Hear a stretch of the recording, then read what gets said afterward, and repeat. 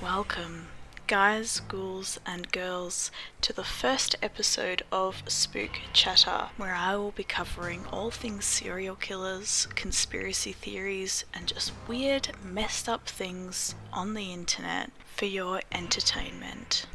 This evening, we're starting out with none other than the Night Stalker, who has been in the spotlight of late due to Netflix's documentary series. That's right, ladies and gentlemen, we're talking Richard Ramirez.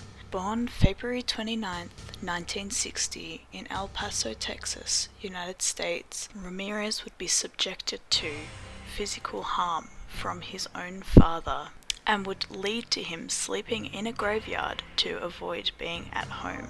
From just 10 years old, Ramirez was dabbling in drugs, and he was also building an interest in Satanism. One of Ramirez's biggest influences would have been his cousin, Miguel, who was a Vietnam War veteran, who would show Ramirez images of women he had allegedly raped, tortured, and killed. The following year, Ramirez was a witness to his cousin's fatal shooting of his wife. Around this time, Ramirez began breaking into homes, and then he dropped out of high school. He moved to Los Angeles. He continued to commit crimes and was briefly imprisoned for stealing a car. Ramirez was convicted of 13 murders, 4 attempted, 11 sexual assaults, and 14 burglaries. He served 23 years until he died from B-cell lymphoma, which is cancer in the lymph nodes. Whilst in jail, Ramirez got married. She sent him love letters. 75 letters over 11 years to be exact. Ramirez proposed to Doreen. They married in a 15-minute service. Doreen's family disowned her after the marriage. I mean, he had cheekbones for days, but do not be fooled, my ghouly friends. This guy was horrendous. Let me give you some facts on his murders. Ramirez committed his first known murder in June of 1984 by raping and stabbing a 79-year-old widow.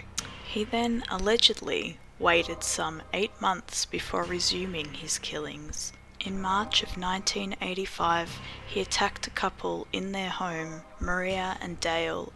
Dale unfortunately lost her life as Ramirez walked into their home and shot her right between the eyes. He shot at the 20-year-old Maria, and she put her hands up to shield her face, and miraculously the bullet ricocheted off her keys, saving her life. That same very evening, he jumped a 30-year-old Veronica Yu and pulled her out of her car onto the road. He shot her several times and fled. The police found her still breathing, but she died before the ambulance had arrived. The media was now involved. They described the attacker as having long, curly hair, bulging eyes, and wide-spaced, rotting teeth. They dubbed Ramirez the walk-in killer and the valley intruder. Exactly 10 days after this attack, he murdered Vincent and Maxine Zazzara. Ramirez was starting a pattern. He would shoot the husband and then attack the wife. However, unfortunately, in Maxine's case, he had mutilated her body. He carved a T in her left breast, several stab wounds, and he gouged out her eyes. Autopsy confirmed the mutilation was performed post-mortem. Ramirez left footprints at the scene. The bullets he used to murder Vincent Zazzara were matched to the bullets he had used previously. 2 months after, in May 1985, Ramirez broke into Bill and Lillian Doy's home, shooting Bill in the head while Lillian was punched, bound, and violently raped. Surprisingly, Lillian survived the attack. The media had now named Ramirez the Night Stalker. The survivors of his attacks were now describing him as a tall, Hispanic, and long dark-haired man. May 1985, Ramirez would attack Mabel Bell and Florence Lang, beating each of them with a hammer. Ramirez attempted to rape Mabel but failed. He electrocuted her with a frayed electrical cord, leaving his mark for the first time. He scrawled a pentagram on Mabel's body and bedroom walls with lipstick, lying comatose for 2 days before being found. Florence survived in a vegetative state, but Mabel succumbed to her injuries. The next day, he bound, raped and sodomized Carol Kyle while her 12-year-old son was locked in a closet. Ramirez slashed Carol once and then bound her and her son together, and he left. In July 1985, he attacked Mary Louise Cannon by breaking into her home while she was sleeping and strangled and beat her to death. 3 days after this attack, he went after Whitney Bennett, age 16, who survived being beaten with a tire iron. After failing finding a knife in the kitchen, Ramirez attempted to strangle Whitney with the telephone cord. He was startled to see sparks emanate from the cord, and when his victim began to breathe, he fled the house, believing that Jesus Christ had intervened and saved her. Though Whitney survived the savage beating, she required 478 stitches to close the lacerations to her scalp. 2 days after, Ramirez burglarized the home of Joyce Nelson. Finding her asleep on her living room couch, he beat her to death using his fists and kicking her head. A shoe print from his sneaker was left imprinted on her face.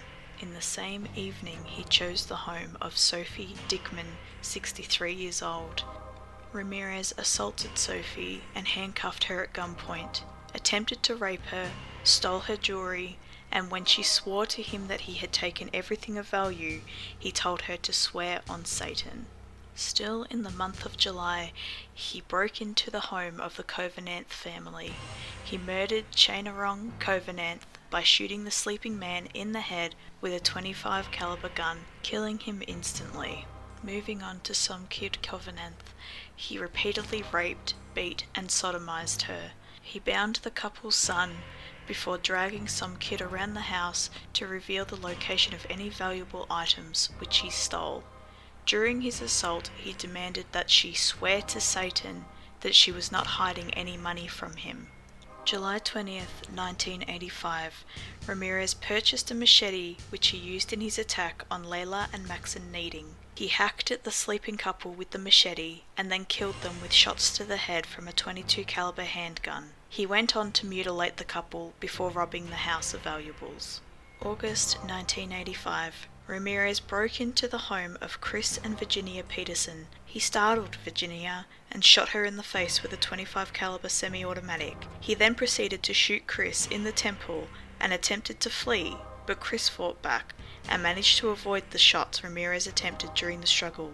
Ramirez escaped, but the couple miraculously survived the attack. 2 days after, on August 8, 1985, Ramirez drove and chose the home of Sakina and Elias Abawath. Sometime after 2:30 a.m., he entered the house and went into the master bedroom. He instantly killed the sleeping Elias with a shot to the head from a .25 caliber handgun. He handcuffed and beat Sakina while forcing her to reveal the locations of the family jewelry, and then brutally raped and sodomized her. He repeatedly demanded that she swore on Satan that she wouldn't scream during his assaults. When the couple's 3-year-old son entered the bedroom, Ramirez tied the child up and then continued to rape Sakina. After Ramirez left the home, Sakina untied her son and sent him to the neighbors for help. Repeating the pattern, on August 18, 1985, Ramirez entered the home of Peter and Barbara Pan. Peter was shot and killed as Barbara was beaten and sexually violated before being shot in the head. Though Ramirez left her for dead, she survived the grisly attack. Ramirez scribed a pentagram and the phrase, "Jack the Knife," on their bedroom wall. On the 24th of August 1985, Ramirez travelled 67 miles south of Los Angeles and broke into the house of Bill Carnes and fiancée Inez Erickson. Ramirez snuck into their bedroom as they slept and woke Bill when he cocked his .25 caliber handgun. He shot Bill 3 times. Ramirez told Inez he was the Night Stalker and forced her to swear she loved Satan. He beat her and bound her with neckties. He stole what he could and raped and sodomized Inez after dragging her to another room. Both Bill and Inez amazingly survived the attack. By this stage, investigators had enough evidence to confirm that the Night Stalker was Richard Ramirez, and he was found guilty on September 20th, 1989. During the penalty phase of the trial on November 7th, 1989, he was sentenced to die in California's gas chamber. Ramirez was quoted saying, "Big deal. Death always went with the territory. See you in Disneyland." That concludes our first episode of Spook Chatter. Thank you for joining us. If you would like to learn more about Richard Ramirez, I suggest going over to Netflix and watching their Night Stalker series. Even Lobotomy Lad was interested, and serial killers normally aren't his thing. This video was inspired by the band SKYND. If you guys love your true crime stories as much as I do, you should go over and check them out. Not only do they thoroughly research their topics, but they also tell you a story in a song. I learnt a lot about Richard Ramirez just from listening to that song, but I've also learnt a lot about other serial killers or other heinous crimes that have happened, so you should definitely go over and check them out.